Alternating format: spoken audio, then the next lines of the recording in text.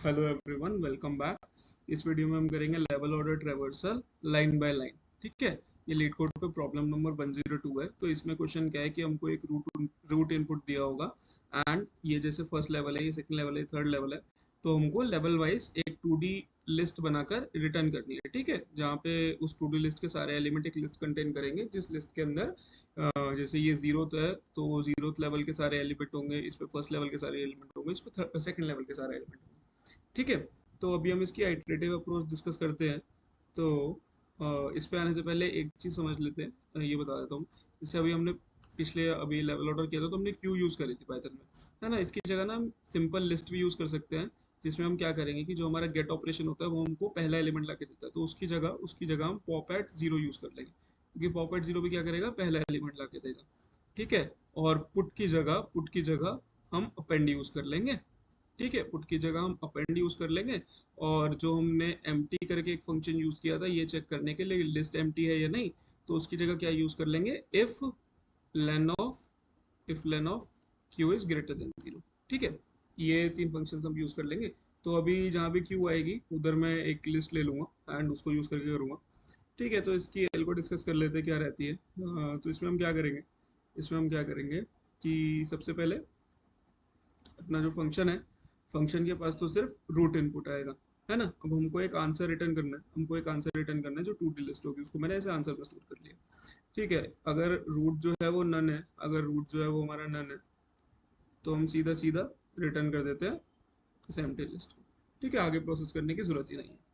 अब आप क्या करेंगे, एक हमको क्या चाहिए होगी, क्यू चाहिए होगी। क्यू इनिशियलाइज कर लिया हमने। ठीक है। अब हम क्या करते हैं कि हम क्यू के अंदर हम अपेंड कराते हैं रूट को। ठीक है, क्यू के अंदर हम अपेंड कराते हैं रूट को। ये तो अपना सिंपल लेवल ऑर्डर का ही चल रहा है, बस हमने ये ऐड किया एक्स्ट्रा क्योंकि इसके अंदर हमको फाइनल आंसर स्टोर करना है। ठीक है। इसके बाद हम क्या करते हैं कि while lane of Q is greater than zero. ठीक है, तब हम करंट निकालते हैं, तब हम क्या करते हैं, हम करंट निकालते हैं और उसको प्रोसेस करते हैं। अब एक चीज समझो कि अपने पास जब मान लो ये दे रखा है, तो हमारी जो क्यू होती है उसमें क्या होता है, सबसे पहले वन डलता, वन प्रोसेस हो जाता, टू और थ्री डलते, है ना, टू और थ्री प्रोसेस हो जाते। जब ये पूरे प्रोसेस हो जाते तो टू फाइव सिक्स सेवन सब डल जाते। ठीक है। तो जब एक पूरा लेवल प्रोसेस हो जाता है, जब ये हम अगले लेवल पे जाते हैं। ठीक है। तो अगर मैं वन को पूरा प्रोसेस करूंगा तो उसमें टू थ्री बचे होंगे, फिर मैं टू को अलग निकाल के, थ्री को अलग निकाल के, इनको एक ही लूप में अगर कर लूंगा प्रोसेस, तो ये सारे एलिमेंट डल जाएंगे। और मेरे को ये भी पता लग जाएगा इस लेवल पे कौन सी चीजें थी, है ना। ठीक है। ठीक है, तो मैं क्या करूँगा यहाँ पे, मैं क्या करूँगा कि इसके अंदर आने के बाद मैं एक काम कर सकता हूँ कि मैं एक फॉर लूप चला दूंगा। ठीक है। फॉर मतलब ये क्यू की जितनी भी लेंथ है उसमें चलाना है हमें। ठीक है। For I in range of for I in range of इसकी लेंथ पहले से निकाल के रख लेते हैं क्योंकि लेंथ चेंज हो जाएगी, है ना। मैं यहाँ पे लेंथ निकाल के रख लेता हूँ, लेंथ क्या होगी, लेन ऑफ क्यू। ठीक है, for I in range of L. इसका मतलब इस क्यू के अंदर भी एल नंबर ऑफ एलिमेंट्स होंगे। ठीक है, इसको ड्राई रन कर लेंगे एक बार।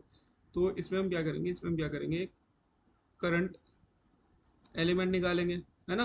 करंट एलिमेंट निकालेंगे, वो कैसे निकलेगा, Q dot pop at zero करके। अब मुझे क्या करना है कि इस फॉर लूप के अंदर ना मैं एक पर्टिकुलर लेवल के सारे नोट्स प्रोसेस कर रहा हूँ, तो उनको मुझे कहीं स्टोर भी करना है ना, ताकि मैं बाद में अपने आंसर में जोड़ पाऊँ उसको, है ना।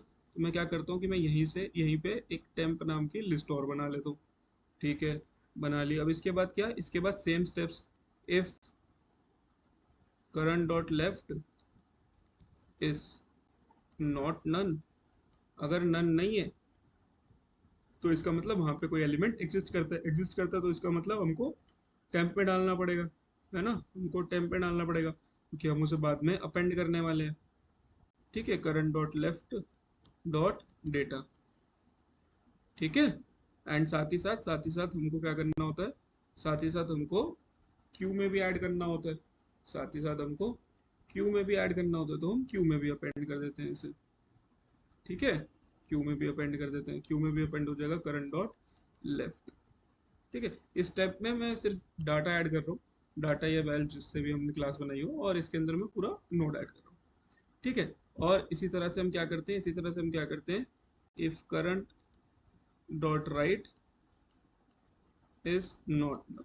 अगर राइट नन नहीं है तो हम क्या करेंगे, सेम चीज एकदम, कि टेम्प के अंदर हम अपेंड करा देंगे, टेम्प के अंदर हम अपेंड करा देंगे current dot right dot data को, ठीक है, ठीक है।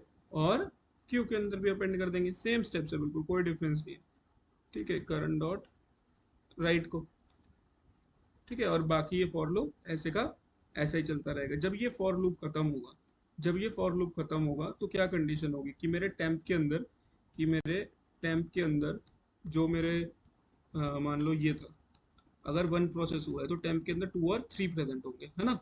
और अगर ये रहा होगा, ये रहा होगा, और मेरे इस फॉर लूप के अंदर टू और थ्री प्रोसेस होंगे तो टेम्प के अंदर ये सब रहा होगा, है ना। तो इसका मतलब मुझे क्या करना है, मुझे टेम्प को आंसर में ऐड करना है। लेकिन एक बात ध्यान से देखो कि जब वन आएगा तो हम वन को पॉप कर रहे हैं और उसके लेफ्ट राइट पे जा रहे हैं और उनकी टेम्प बना रहे हैं, तो हमारा रूट मिस हो जाएगा, है ना, हमारा रूट मिस हो जाएगा। तो इसलिए हम क्या करते हैं, क्या करते हैं, हम यहीं पे इसमें अपेंड कर देते हैं एक लिस्ट बनाकर, और root root dot val root dot data डालकर, ठीक है, root dot data root dot val जैसे भी तुम क्लास बनाओ, ठीक है, ये डाल देते हैं यहाँ पे ताकि हमारा रूट भी इंक्लूड हो जाए।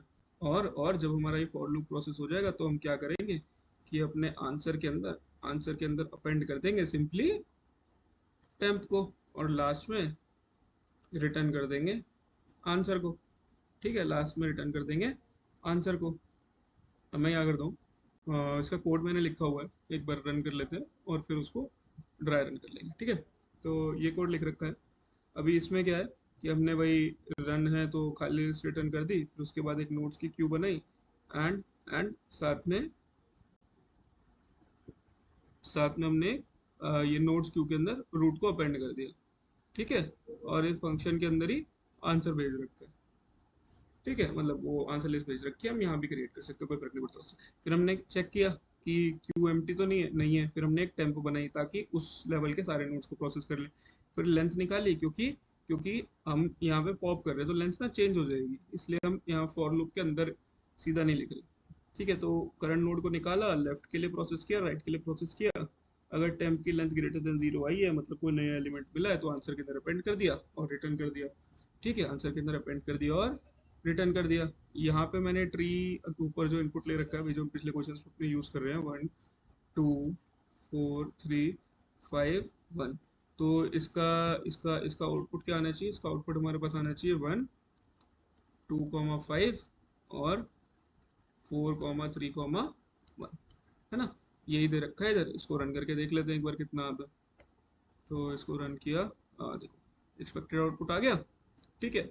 अब इसको एक बार फटाफट ड्राई रन करते हैं, और फिर अगला क्वेश्चन करते हैं, ठीक है। इसको इरेज कर देता हूँ, ठीक है। तो इसको फटक से ड्राई रन करना होगा, हम कोड पे आ जाते हैं मेरा, ये ये अपना ट्री है 1 2 4 3 5 1। तो इसमें क्या हो रहा है, इसमें क्या हो रहा है कि एक अपनी क्यू है, क्यू है, ये अपना रिकर्सिव कोड नहीं है, ये अपना आइटरेटिव कोड है ना। तो सबसे पहले हमारी क्यू है, क्यू हमारी एम्प्टी है, और हमने फर्स्ट स्टेप के अंदर क्या किया कि क्यू के अंदर हमने डलवाया वन को और एक हमारा आंसर है वो भी एम्प्टी है, और आंसर के अंदर भी हमने क्या डलवा लिया, लिस्ट ऑफ वन को, ठीक है, क्योंकि रूट प्रोसेस नहीं होता आगे, ठीक है। इसके बाद हमें वाइल में क्यू एम्प्टी नहीं है, फिर हमने एक टेम्प बनाया और हमने एक लेवल साइज निकाला, ठीक है, ठीक है। तो फर्स्ट स्टेप में यहाँ से क्या निकला होगा, टेम्प एम्प्टी और लेवल साइज में 1। तो ये फॉर लूप चलेगा for I in range of 1, और पहला एलिमेंट पॉप होगा, 1 पॉप होके आएगा, और फिर हम चेक करेंगे उसका लेफ्ट और उसका राइट। उसके लेफ्ट में क्या है 2, उसके राइट में क्या है 5, दोनों में से कोई भी नन नहीं है, मतलब दोनों को प्रोसेस करना है, तो दोनों के लिए क्या होगा कि टेम्प के अंदर ऐड होगा। तो जब ये पहला चलेगा तो टेम्प के अंदर 2 ऐड होगा, ठीक है, और लेवल तो अपना 1 आया ही था। और फिर जब राइट के लिए चेक होगा तो टेम्प के अंदर अपना 2 5 ऐड हो जाएगा, 2 5 ऐड हो जाएगा, और 1 तो ये अपना आया ही था। एंड जब ये अपना फॉर लूप खत्म हो जाएगा तो हम इस इफ में जाएंगे और आंसर के अंदर इसको अपेंड कर देंगे। तो मतलब जब पहला प्रोसेस होगा तो उसके बाद ये हमारा जो आंसर लिस्ट थी वो हमारी ऐसे बन गई होगी, है ना, आंसर लिस्ट हमारी इस तरह से बन गई होगी। अब आगे चलते हैं, आगे क्या है, अगले स्टेप में आए, और दोनों स्टेप में क्या था कि क्यू के अंदर भी कुछ डाला, तो जब ये खत्म हुआ होगा तो क्यू के अंदर इतना बचा होगा। तो फिर आएंगे हम इस पे, एम्प्टी नहीं है, फिर हम क्या कहते हैं फॉर लूप चलाएंगे। तो इस बार 2 बार चलेगा, 2 बार चलेगा तो सबसे पहले 2 के लिए प्रोसेस करेगा, सबसे पहले 2 के लिए प्रोसेस करेगा और टेम्प के अंदर क्या डाल देगा, टेम्प के अंदर यहाँ से और यहाँ से प्रोसेस होने के बाद डाल देगा 4,3। फिर आएगा 5 5 पॉप होगा है ना, और 5 के लिए प्रोसेस होगा। तो 5 के लेफ्ट में नन है, लेफ्ट लेफ्ट में नन है, तो इस वाली स्टेटमेंट के अंदर नहीं जाएगा, सिर्फ राइट में जाएगा। ठीक है, सिर्फ राइट में जाएगा और यहाँ पे 1 डाल देगा। और फिर लास्ट में वो एम्प्टी नहीं है तो उसके अंदर अपेंड कर देगा।